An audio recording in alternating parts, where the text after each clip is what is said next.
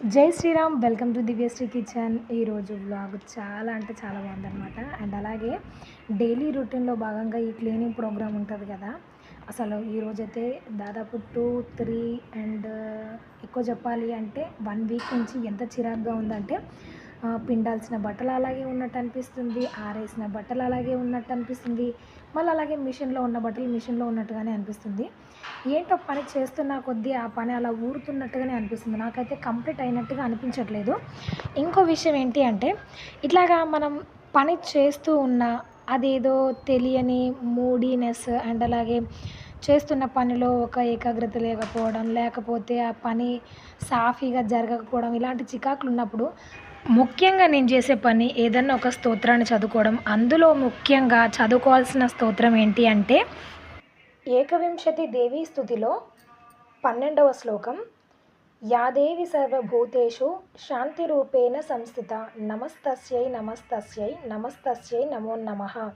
అంటే మనము రోజుకు ఎన్నిసార్లు వీలైతే అన్నిసార్లు ఈ మంత్రాన్ని కనుక జపించినట్టయితే కొంచెం మనకి చేసే పని మీద ఏకాగ్రత పెరగడమే కాకుండా శ్రద్ధ అండ్ ఆ రోజు కొంచెం ఎనర్జెటిక్గా ఉంటుందన్నమాట. ఏ పని చేయాలన్నా ఒక మంచి ఉత్సాహంతో ముందుకు వెళ్తూ ఉంటాము.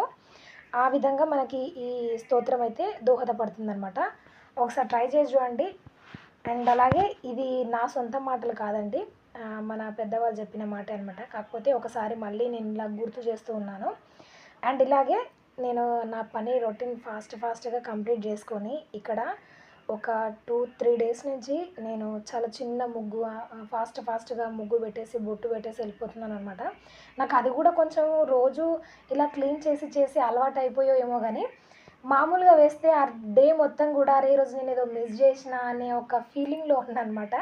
అందుకని ఈరోజు కొంచెం టేక్ యువర్ ఓన్ టైం అన్నట్టుగా కొంచెం పొద్దున్నే లేచి చాలా ఏమంటారు ప్రశాంతంగా నాకు మనసుకు నచ్చిన విధంగా ఇలా బొట్లు పెట్టుకొని ముగ్గు వేసుకొని మరి నేను నెక్స్ట్ పనిలోకి వెళ్ళిపోయాను అనమాట. అందుకనే చాలా ప్రశాంతంగా అనిపించింది ఈ డే మొత్తం కూడా నాకు. ఇంకొకటి, ఇప్పుడు చెప్పిన స్తోత్రం ఇంట్లో పని కూడా సరిగ్గా సాఫీగా జరగకపోతే స్తోత్రం చదువుకోవాలా అని అంటే, మనసుకి ఎలాంటి ఇబ్బందిగా ఉన్నా మనం ఏ పని మీద కూడా ఏకాగ్రత పెట్టలేం. ఈవెన్ ఇంట్లో రొటీన్ పనులైనా కూడా చేసుకోలేం. కాబట్టి అన్నింట్లో ప్రశాంతంగా పనులు సాఫీగా జరగాలి, ఆ డే కొంచెం సాఫీగా వెళ్ళిపోవాలి అంటే చదువుకుంటే మంచిది, తప్పైతే ఏమీ లేదు కదా. అదనమాట. అండ్ అలాగే ఈరోజైతే నాకు నచ్చినట్టుగా మనసు పూర్తిగా మంచిగా పసుపు రాసేసి బొట్లు పెట్టి ముగ్గైతే వేసాను అనమాట. చాలామంది ఒక కంప్లైంట్ ఏం చేస్తారంటే, ఇది రొటీన్గా అనిపిస్తుంది వీడియోలో, ఇది కాకుండా ఇంకేదన్నా వెరైటీగా ట్రై చేయొచ్చుగా అంటున్నారు. అండ్ వెరైటీగా ఏం ట్రై చేస్తాం ముగ్గులు పెట్టే విషయంలో. కాకపోతే ఈరోజు వేసిన ముగ్గు రేపు వేయకుండా ట్రై చేస్తూ ఉంటాను. కొంచెం చిన్న చిన్న డిజైన్స్ మారుస్తూ ఉంటాను తప్పించి ఇంకా వెరైటీగా వేయడానికి ఏముంటుంది గడప దగ్గర అనిపించింది నాకు.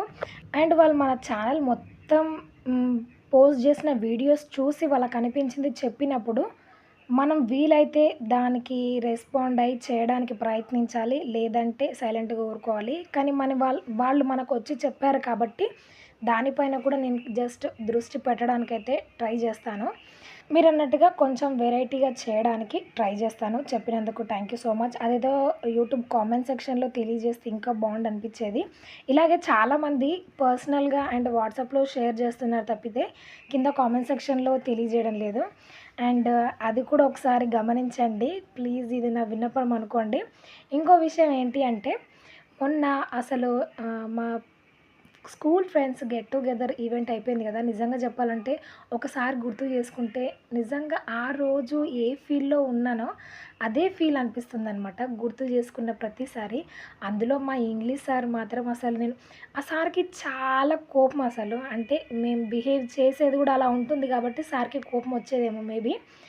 అలా కొంచెం సీరియస్గా ఉండే సారు మాతో పాటు కలిసి డ్యాన్స్ చేస్తూ ఉంటే, ఐ మీన్ మా ఫ్రెండ్స్ అందరితో కలిపి డ్యాన్స్ చేస్తూ ఉంటే, మా సార్ డ్యాన్స్ చేసింది ఒక 30-40 సెకండ్స్ అయినా కూడా గుర్తు చేసుకున్న ప్రతిసారి కూడా ఒక మంచి స్వచ్ఛమైన నవ్వు అయితే మా ఫేస్ మీదకి వస్తుందన్నమాట. సార్ ఎంత బాగా డ్యాన్స్ చేశారని చెప్పేసి.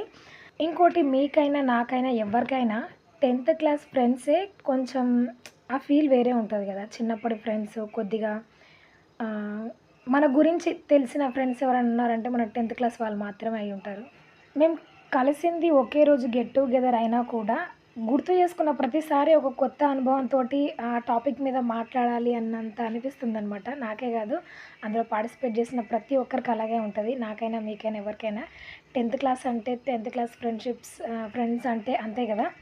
అండ్ అలాగే ఇలా నా పని మొత్తం కంప్లీట్ అయిపోయిన తర్వాత ఈరోజైతే పచ్చి పులుసు చేశాననమాట. మా ఇంట్లో అయితే చాలామందికి ఇది ఫేవరెట్ అని చెప్పాలి. అండ్ అలాగే నేను ఒకరి దగ్గర తెలుసుకుంది ఏంటి అంటే, పచ్చి పులుసులో కొంచెం పంచదార కానివ్వండి, లేదంటే బెల్లం కానివ్వండి యాడ్ చేస్తే ఆ టేస్ట్ ఇంకా బావుంటదని చెప్పిరనమాట. ఒకసారి ట్రై చేద్దామని చేసిన. అంటే ఇది ఫస్ట్ టైం కాదు నేను చేయడము. ఇంతకుముందు కూడా చాలా సార్లు చేసిన. నిజంగా ఆ పులుపు అనేది బ్యాలెన్సింగ్‌గా ఉండి టేస్ట్ చాలా బావుంటది. ఒకసారి ట్రై చేసి చూడండి. ఇట్లా పంచదార వేసి పోపు చేసిన తర్వాత ఇందులో కొంచెం జీరా అండ్ మెంతి పొడి వేశారనుకోండి ఇంకా చాలా బావుంటదనమాట. చక్కెరేసాం కాబట్టి తియ్యగా ఉంటదని ఏమనుకోవద్దు. టేస్ట్ మాత్రం బావుంటది. మామూలుగా మనం పచ్చి పులుసు తింటే ఎలా ఉంటుందో, కాకపోతే లైట్‌గా కొద్దిగా షుగర్ ఫ్లేవర్ తోటి టేస్ట్ చాలా బావుంటది. ఒకసారి ట్రై చేసి చూడండి. నచ్చితే కామెంట్ సెక్షన్‌లో తెలియజేయండి. అండ్ అలాగే ఈరోజు మార్కెట్‌కెళ్ళాను. అక్కడ ఈ వీడియో పర్టిక్యులర్‌గా ఎందుకు షూట్ చేసినా అంటే, ఇవి చూడ్డానికి బుడ్డి బుడ్డిగా చిన్న చెర్రీ టమాటోస్ లాగా చాలా బాగున్నాయన్నమాట.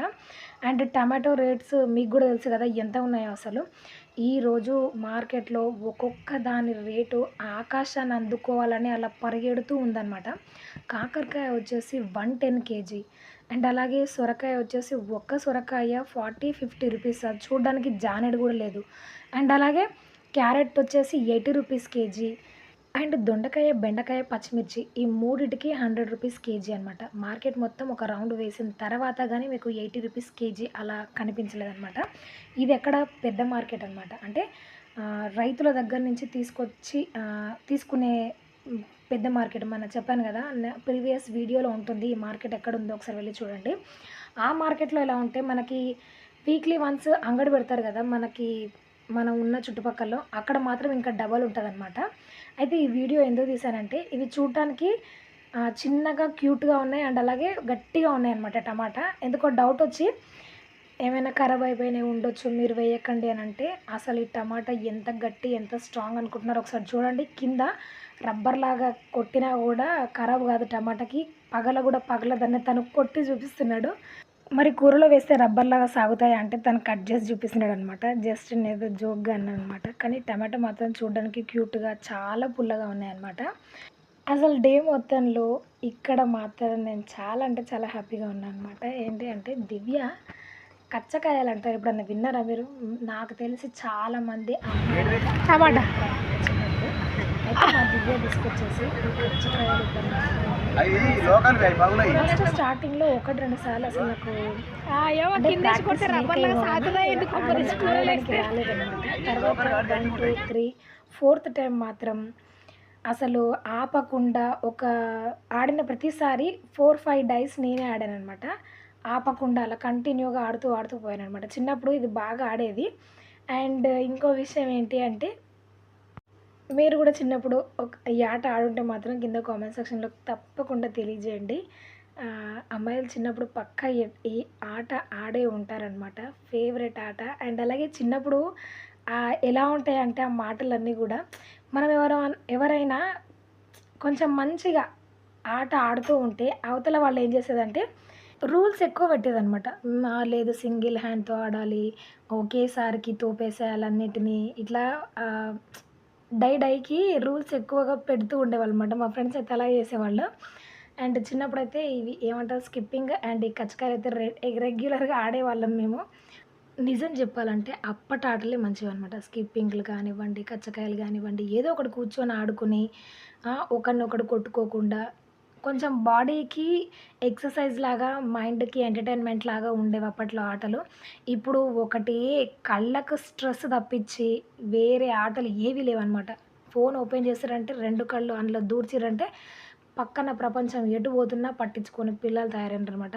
90s కిడ్స్‌కి మాత్రమే ఆటలైనా, పాటలైనా మంచి ఫ్రెండ్స్ అయినా ఏదైనా 90s వరకు మాత్రమే. ఆ తర్వాత వచ్చిన జనరేషన్స్‌కి అసలు ఫోను తప్పించి ఇంకో ప్రపంచం లేదనమాట. వాళ్ళకదే ఒక ప్రపంచంలాగా తయారైపోయింది. అప్పుడప్పుడు పిల్లలతోటి ఇలాంటి ఆటలు గూడా ఆడిస్తూ ఉండాలనమాట. కాసేపైనా ఫోను పక్కన పెడతారు. యాక్చువల్‌గా నేను ఆడొద్దు అనుకున్నాను.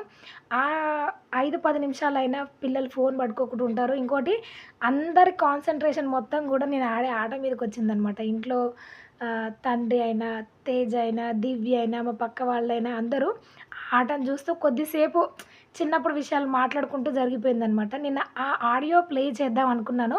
కొంచెం డిస్టర్బెన్సింగ్‌గా ఉంది. కాబట్టి దాన్ని ఆఫ్ జేశాను. అండ్ అలాగే మీరు గూడా అప్పుడప్పుడు పిల్లలతోటి ఇలా ఎంటర్‌టైన్ అయ్యారనుకోండి, కొద్దిసేపైనా మన పిల్లలకి ఫోను ఇవ్వకుండా వాళ్ళని డైవర్ట్ చేసిన వాళ్ళం అవుతాము. దానికోసమైనా అప్పుడప్పుడు ఇట్లాంటి ఆటలు గాకపోయినా గానీ, వాళ్ళకి నచ్చినయి ఫోనుతో పని లేకుండా ఉండే ఆటలు ఆడడానికి మాత్రం ప్రయత్నించండి. అండ్ అలాగే ఈ వ్లాగ్ గనుక మీకు నచ్చినట్టయితే లైక్ జేయండి. మీ ఫ్రెండ్స్ అండ్ ఫ్యామిలీ మెంబర్స్‌కి షేర్ చేయండి. కచ్చకాయల ఆట ఎవరెవరు ఆడతారో కామెంట్ సెక్షన్‌లో గూడా తెలియజేయండి. మరికొన్ని ఇలాంటి డిఫరెంట్ వీడియోస్ కోసం నా ఛానల్‌ని సబ్స్క్రైబ్ అవ్వండి. Thank you for watching. జై శ్రీరామ్.